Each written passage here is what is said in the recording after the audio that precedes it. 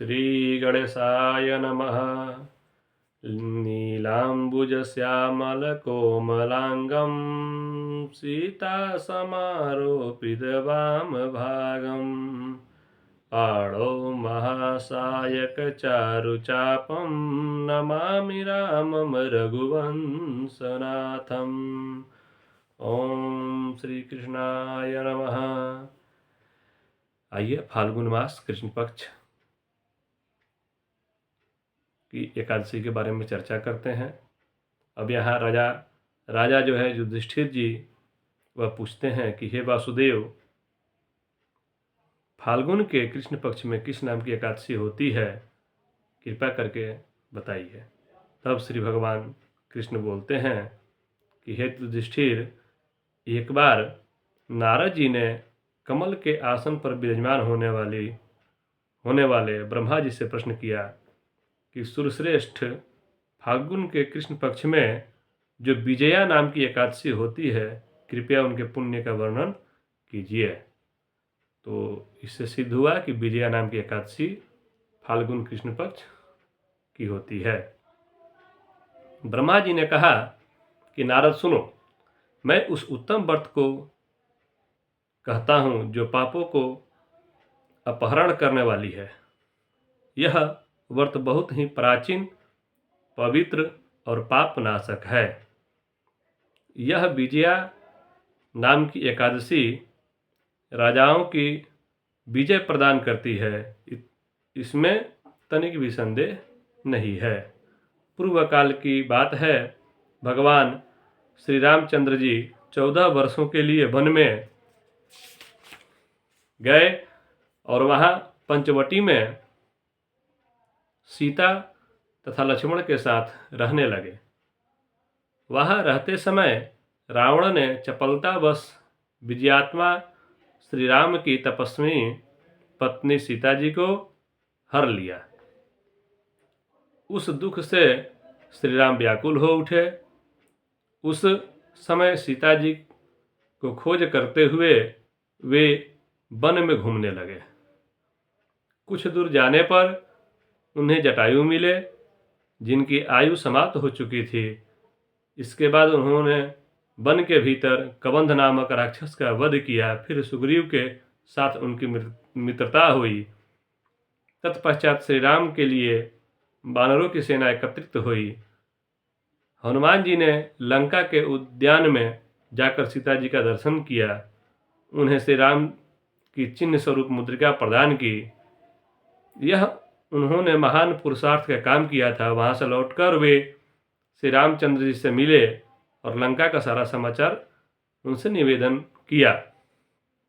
हनुमान जी की बात सुनकर श्री राम जी ने सुग्रीव की अनुमति से लंका को प्रस्थान करने का विचार किया और समुद्र किनारे पहुंचकर उन्होंने लक्ष्मण जी से कहा कि सुमित्रानंदन,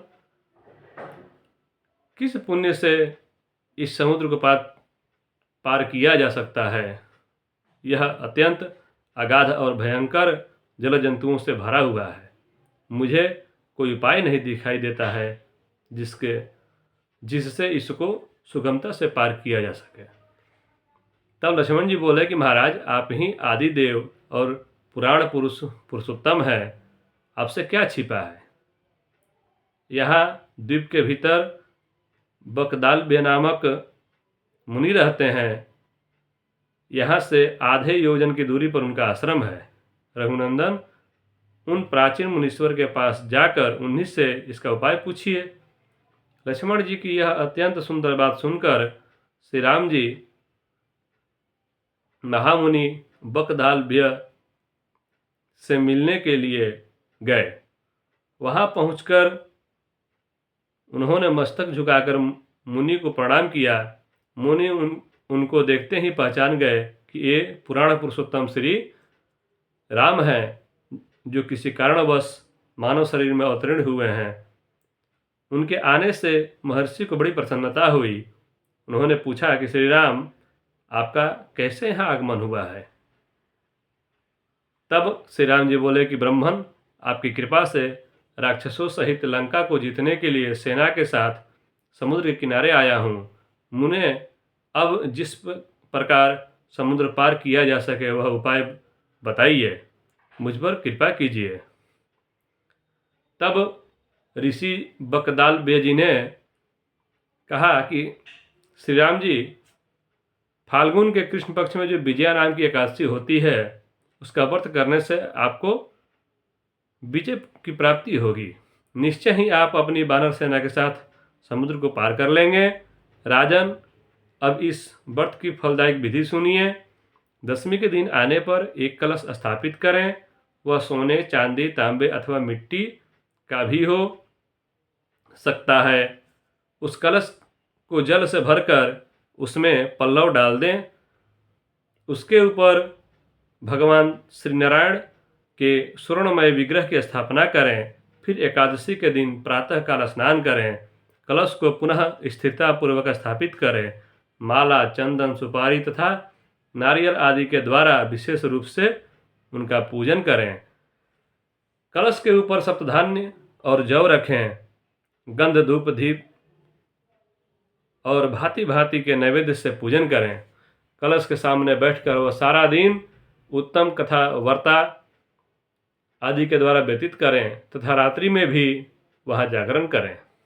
अखंड व्रत की सिद्धि के लिए घी का दीपक जलाएं।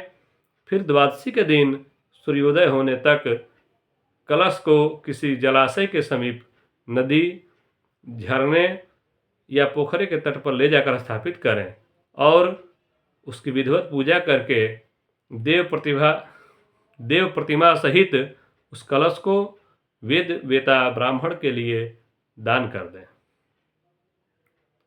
महाराज, कलश के साथ ही और भी बड़े बड़े दान देने चाहिए।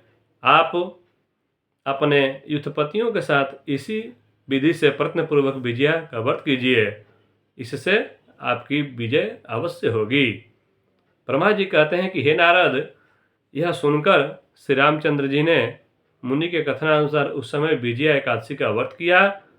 उस व्रत